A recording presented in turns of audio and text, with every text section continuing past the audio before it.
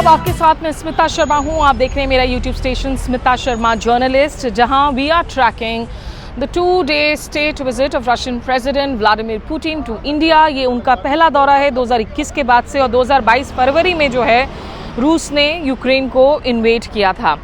इस वक्त मैं दिल्ली के केजी मार्ग इलाके में हूँ और यहाँ पर आप देख सकते हैं मेरे पीछे मीडिया का भी हुजूम है, जो लोग यहाँ से रिपोर्ट कर रहे हैं।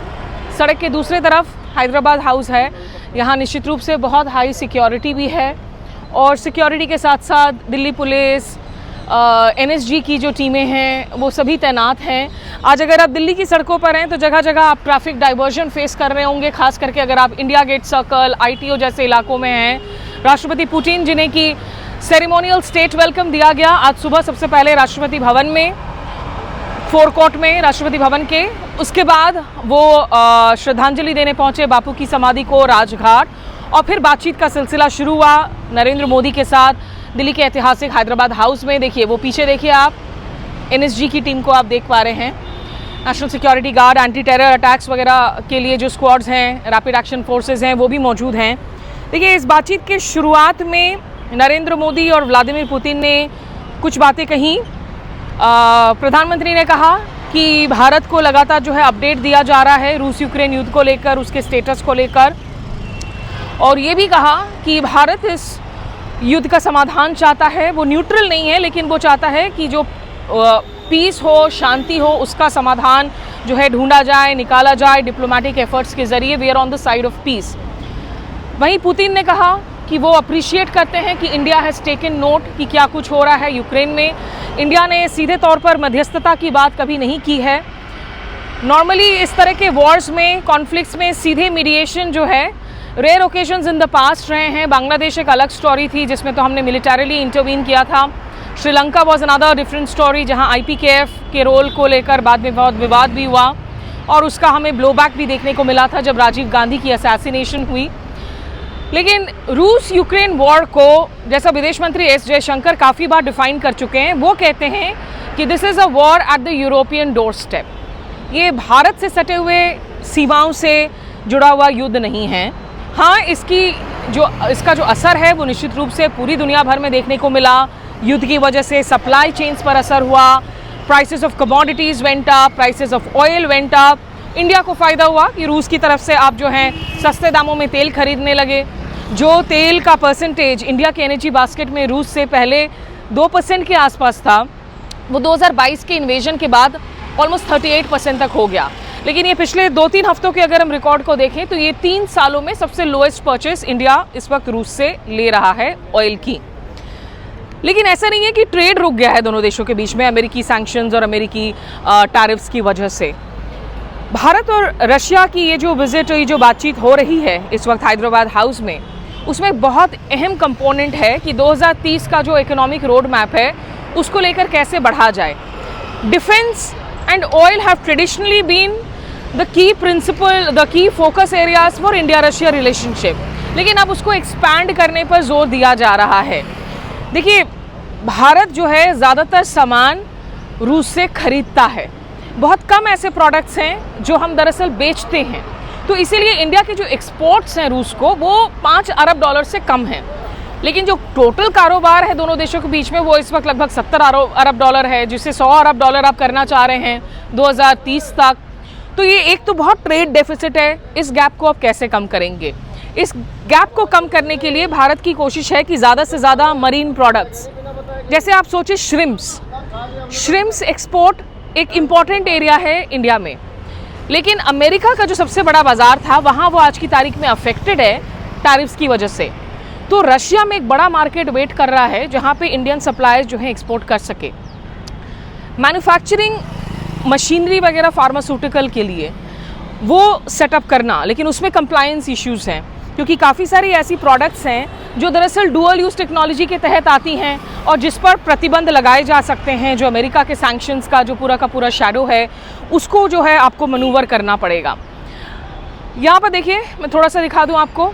ये देखिए, ये जो रिपोर्टर्स हैं, तो हम पहले जब रिपोर्ट करते थे सड़क के उस तरफ होते थे, वहाँ से हम रिपोर्ट करते थे, लेकिन 2014 के बाद से हमने देखा है कि ज़्यादातर ऐसी जगहें जो पहले प्रेस के लिए ओपन होती थी, पब्लिक को एक्सेस होता था, वो पूरी लिमिट हो गई हैं। हम लोगों को जितना दूर हो सकते उतना दूर भगा दिया जाता है। कुछ सिलेक्ट जर्नलिस्ट को अंदर एक्सेस दिया गया है, तो जब प्रेस स्टेटमेंट हो रहा होगा पुतिन और मोदी के बीच में, वो जर्नलिस्ट अंदर होंगे।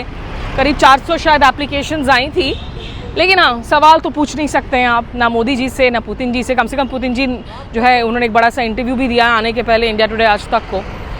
तो वापस अगर हम इकोनॉमिक्स और ट्रेड की बात करें, इस ट्रेड और इकोनॉमिक्स में जो दूसरा क्षेत्र है जहाँ पर लोग देख रहे हैं कि क्या हायर एजुकेशन के सेक्टर में कुछ पुश दिया जा सकता है या नहीं। हायर एजुकेशन सेक्टर इसलिए भी क्योंकि अगर आप देखेंगे कि हाल के दिनों में जिस तरीके से अमेरिका के साथ तल्खियाँ आईं, उसके पहले कनाडा के साथ तल्खियाँ थी, स्टूडेंट्स के नंबर्स में जो है उन देशों में गिरावट देखने को मिल रही थी, बहुत सारी मुश्किलें जो हैं वो बढ़ गई हैं। तो रशिया में एक सबसे बड़ी प्रॉब्लम है जब आप पीपल टू पीपल टाइज की बात करते हैं, वो है भाषा। अगर आप भाषा नहीं जानते हैं, अमेरिका में वो आसानी होती है क्योंकि वहाँ पर इंग्लिश है और इंग्लिश इंडियंस के लिए लिंगुआ फ्रांका है। तो रशियन लैंग्वेज को क्या इंडियन गवर्नमेंट ज़्यादा पुश देगी, ये देखने वाली बात होगी। लेकिन इंडिया रूस से फर्टिलाइज़र्स काफ़ी जो है वो हम खरीद रहे हैं और हम कोशिश करेंगे कि उनको फार्मास्यूटिकल और marine products, agriculture, agri products, processed food, ये जो है उनको बेचा जा सके। मोबिलिटी अग्रीमेंट के तहत रूस चाहेगा कि इंडिया से लोग आएँ, वहाँ रूस में काम करें, स्किल्ड वर्कर्स। लेकिन इसमें मैं याद दिला दूंगी, और एक रिपोर्ट मैंने की भी थी, वो आप देख भी सकते हैं मेरे चैनल पर, कैसे उत्तर प्रदेश के आजमगढ़ से एक पूरा का पूरा गरीब गांव परिवार, जहां से दर्जन लोग, कम से कम दर्जन जो मेन हैं, वो गए थे रूस में काम करने के लिए। उनका कहना है कि उनको ये कहा गया था कि भाई आप रूस आएंगे तो आप ATM security guard, bank security guard, माली, इनका जो है आप रोल निभा सकते हैं। लेकिन जब वो वहाँ पहुँचे तो उन्हें ज़बरदस्ती जो है फ्रंट लाइन पर भेज दिया गया और सोल्जर एक तरीके से बनाकर उन्हें युद्ध लड़ने के लिए भेज दिया गया। तो इसमें कुछ लोगों की जानें भी गई थी, मातम भी पसरा हुआ था उन परिवार वालों के घर पर। भारत सरकार लगातार पुतिन से इस मसले को उठा रहे हैं और कह रहे हैं कि जो भी इंडियंस साइंड अप हैं इन रशियन आर्म्ड फोर्सेस, उनकी वापसी होनी चाहिए। अभी at the moment according to estimates कुछ 50 भारतीय हैं इस साल की अगर हम बात करें जिनके साथ ऐसा धोखाधड़ी हुआ, जिनमें से 1 दर्जन लोग लौट आए। ये मसला बना हुआ है, लेकिन स्किल्ड लेबर, स्किल्ड माइग्रेशन की इस वक्त रूस को ज़रूरत है, क्योंकि पहले पैंडेमिक हुआ और पैंडेमिक के बाद युद्ध हुआ। तो उनके पास इस वक्त ह्यूमन स्किल्ड वर्कर्स की जो है काफ़ी क्राइसिस है, जिसकी वो भरपाई करना चाह रहे हैं, भारत से हो या चीन से हो, जिनके साथ वो वीज़ा फ्री डिक्री वगैरह भी कर रहे हैं। एंड मोबिलिटी अग्रीमेंट के साथ साथ जो तेल की परचेज भारत रूस से अगर कम कर रहा है उसमें नुकसान भारत को ज़रूर है, क्योंकि आप जब LNG US से खरीदेंगे डोनाल्ड ट्रंप की ईगो को मसाज करने के लिए, उसकी कॉस्टिंग कहीं ज़्यादा होगी। जितना ज़्यादा रूट होगा, जितना लंबा रूट होगा, उसकी कॉस्टिंग ज़्यादा हो जाती है। तो तेल का देखना होगा। ऐसा तो नहीं है कि खैर जब इंडियन सरकार को और हमारी रिफाइनरीज़ को सस्ती तेल मिल रही थी तो उसका फ़ायदा कंज्यूमर्स को हो रहा था, वो तो हुआ नहीं है। 3 सालों में हम और आप आज की तारीख में पेट्रोल की जो गाड़ियाँ चला रहे हैं, डीजल की भी गाड़ियाँ चला रहे हैं, बहुत हाई कॉस्ट पे कर रहे हैं, और पिछले 10 सालों में निश्चित रूप से काफ़ी ज़्यादा। तो डॉलर जो है, डॉलर के मुकाबले हमारी रुपी जो है वो पूरे गिरावट के रूट पर है। इस वक्त रुपी has become the worst performing currency in Asia, और पेट्रोल के प्राइसेस जो हैं वो लगातार आपके चढ़े जा रहे हैं। क्या ही करे इंडियन कंज्यूमर। वहाँ एयरपोर्ट्स पर अलग हाहाकार मचा हुआ है, उस पर भी एक रिपोर्ट मैं आप जल्द करूँगी अपने स्टेशन पर, वो भी आप देख सकते हैं, जो इंडिगो की कैंसिलेशंस की वजह से लोगों की बहुत बुरी हालत हो रखी है। तो बहरहाल ये जो इकोनॉमिक पार्टनरशिप है ये की कंपोनेंट ज़रूर है, लेकिन आज रूस को भी इंडिया की बहुत ज़रूरत है, क्योंकि इंडिया, चाइना उन कंट्रीज़ में शामिल हैं जिन्होंने रूस को कंडेम नहीं किया है इन्वेजन के लिए, उनका साथ दे रहे हैं। और वो रशिया इंडिया चाइना फोरम हो, शंघाई कोऑपरेशन ऑर्गेनाइजेशन हो, तमाम ऐसे फोरम्स हैं जहां इन कंट्रीज़ की बदौलत पुतिन भी वेस्टर्न वर्ल्ड और वेस्टर्न कैपिटल्स को ये मैसेज भेजते हैं कि देखिए आप जो ये दावे कर रहे हैं कि हम आइसोलेट हो गए हैं ग्लोबल स्टेज में बिकॉज आपने हम पे प्रतिबंध लगा दिया है, वो नहीं हुआ है। I am hello hearty, Russia is doing fine. तो जियोपॉलिटिक्स में, जैसा हम कहते हैं politics makes for strange bed fellows, वो जियोपॉलिटिक्स में भी देखने को मिलता है। और इसीलिए एक तरफ जहां गलत है ये इन्वेशन, बच्चों की जानों का जाना, लेकिन आपने देखा है कि वेस्टर्न वर्ल्ड भी इजराइल को लेकर कितनी हिपोक्रेसी दिखाता है, उनको कंडेम नहीं करता है। तो काफ़ी चीज़ें हैं, एथिक्स एंड प्रिंसिपल्स, जो असली ज़िंदगी में, निजी ज़िंदगी में तो हम शायद उनके लिए खड़े हो जाए, लड़ जाएं। जब बात राष्ट्रहितों की आती हैं तो सरकारें अलग तरीके से सोचती हैं। मोरालिटी के लिए ऐसे भी जो है अब ज़्यादा जगह तो बची नहीं है इस दुनिया में। लोग नैतिकता का नाम सुनते ही उसे एक डर्टी वर्ड के तौर पर ट्रीट करने लगते हैं, कहने लगते हैं कि नहीं नहीं, रियलिज्म का ज़माना है, रियलिज्म का ज़माना है। तो बड़ी प्रॉब्लम्स हैं, लेकिन बहरहाल इस बातचीत पर जो है मैंने कहा एक छोटा सा आपको अपडेट दे दूं और ख़त्म हो बातचीत। जो प्रेस स्टेटमेंट्स आएंगे वो भी आप देख सकते हैं मेरे साथ, मेरे चैनल पर जुड़े रहिए मेरे साथ। नमस्कार, आदाब। Excellency, Prime Minister, dear friends, first of all, thank you very much for inviting me. И за вчерашний очень добрый вечер. And for the yesterday's evening too, it was very good. Дружеский, в то же время с такой содержательной, очень полезной беседой. We had a friendly and at the same time a very substantial talk. У нас была возможность, и дали мне такую возможность подробно рассказать о том, что происходит на как раз украинском направлении. I could share a great deal of details about the events taking place in Ukraine. И что нами предпринимается совместно с некоторыми другими партнерами, в том числе с Соединенными Штатами, по вопросу возможного мирного урегулирования этого кризиса. And the actions we are taking together with some partners, including the United States, on a possible peaceful settlement.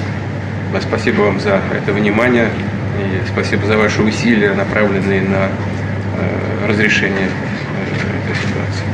Thank you for the attention and for your efforts aimed at finding a solution to this situation. Что касается наших отношений, то они действительно носят очень глубокий исторический характер. Как бы мы его не характеризовали, какими бы эпитетами его не украшали, важно другое, важно содержание. Содержание очень глубокое.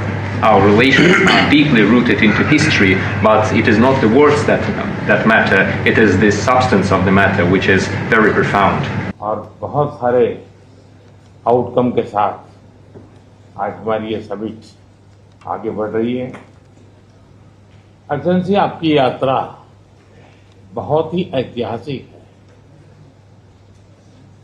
2001 में जब आपने कार्यभार संभाला और भारत की आपकी यात्रा पहली हुई, उसको आज 25 साल हो गए और उस पहली यात्रा में ही स्ट्रेटेजिक पार्टनरशिप की एक मजबूत नींव रखी गई थी।